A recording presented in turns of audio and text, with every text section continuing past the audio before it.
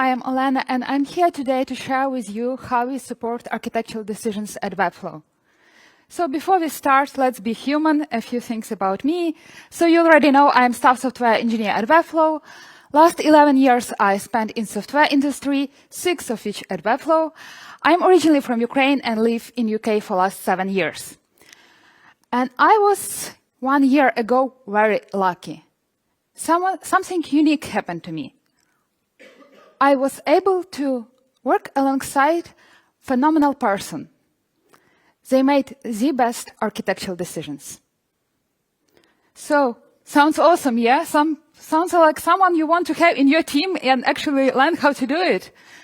So, let's travel in time, use our UK-invented time machine, and see what actually happened 1 year ago. So, about 1 year ago, engineering leadership at Webflow established this group from 7 different engineers, one of whom was me.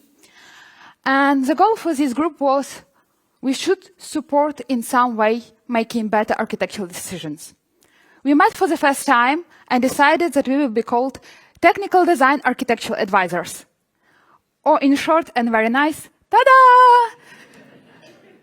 So there were 3 principles based on which this group was formed.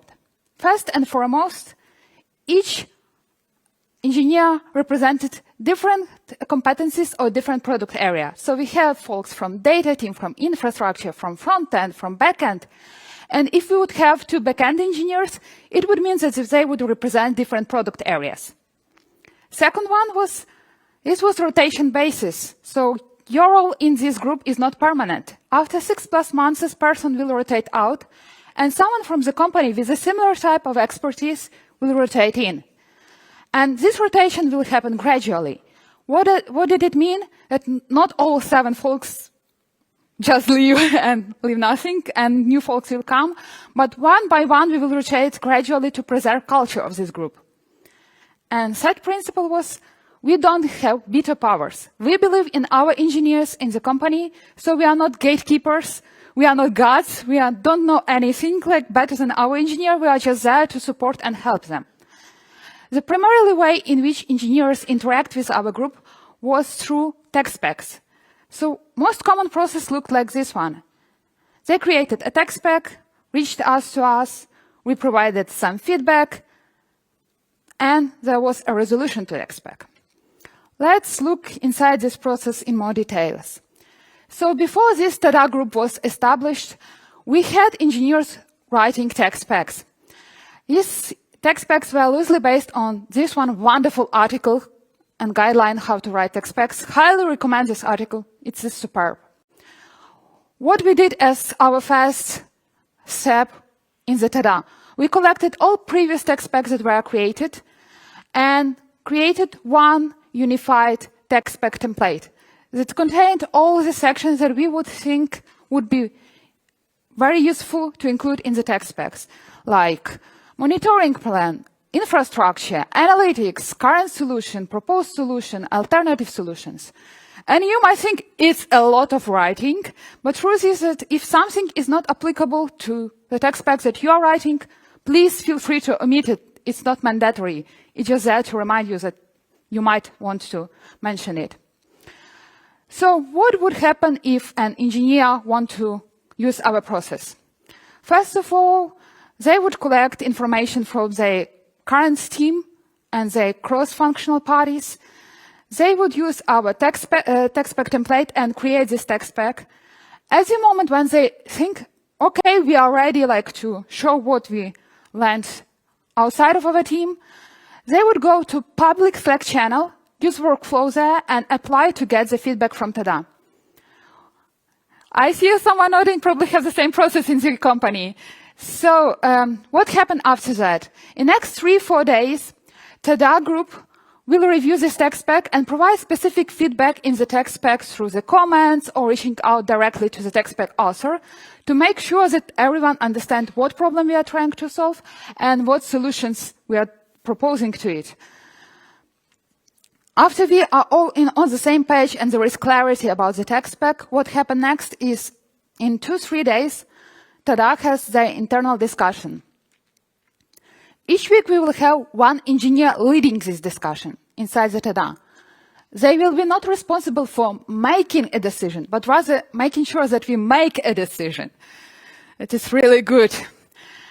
And after a first few tech specs were submitted for us to review, we learned that we should really normalize the rule that it's totally okay to say something like, okay, I am infrastructure engineer, this is heavily front-end tech spec, I don't have relevant expertise. I read it, it looks okay, but I don't have an opinion.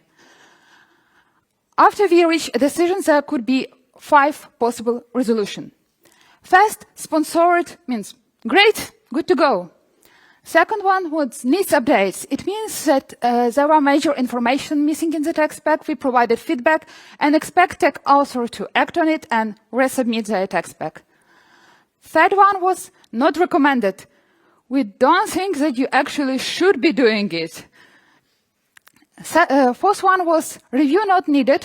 Meant that tech spec is great, but it probably will not affect anyone outside of the immediate team that it was written for.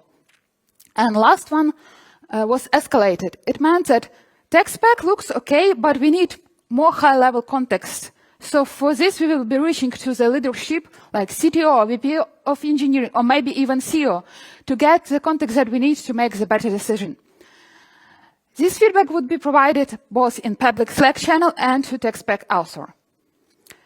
If at any point of the time there is engineer in the company and want this feedback from the TADA but are not ready for all this process, they can request office hours.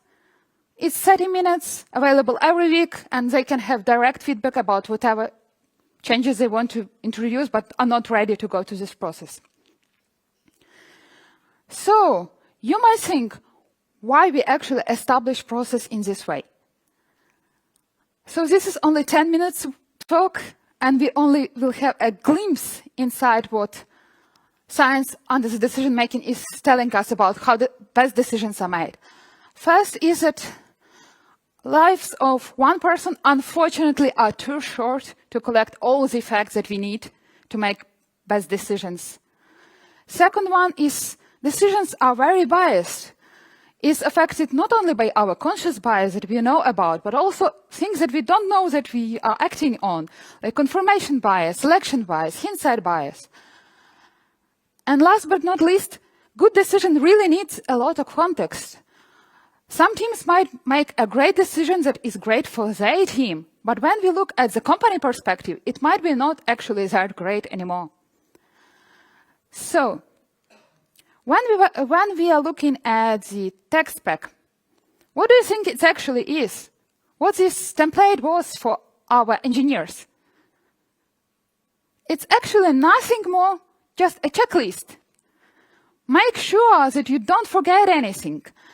If some area is not obvious to be included in the tech spec, it doesn't mean it's not important.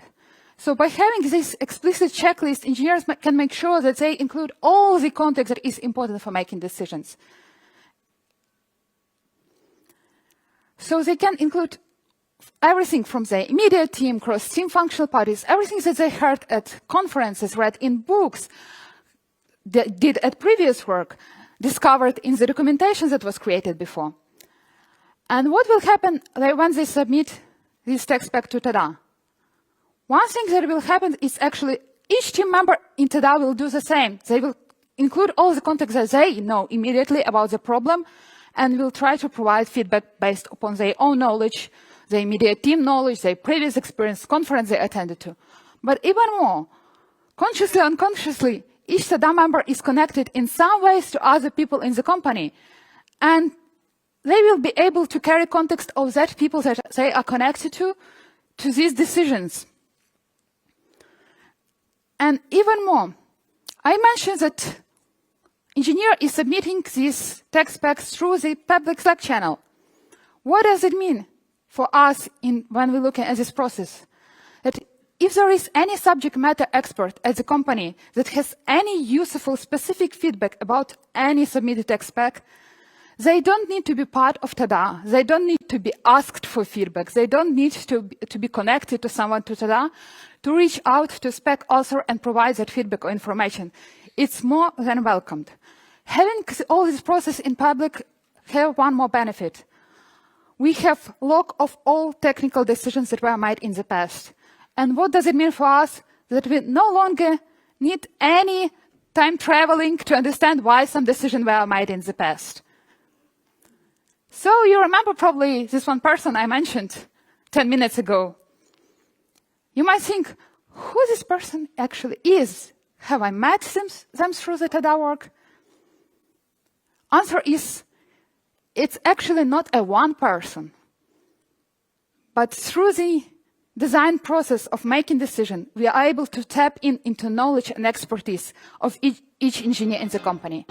Thank you.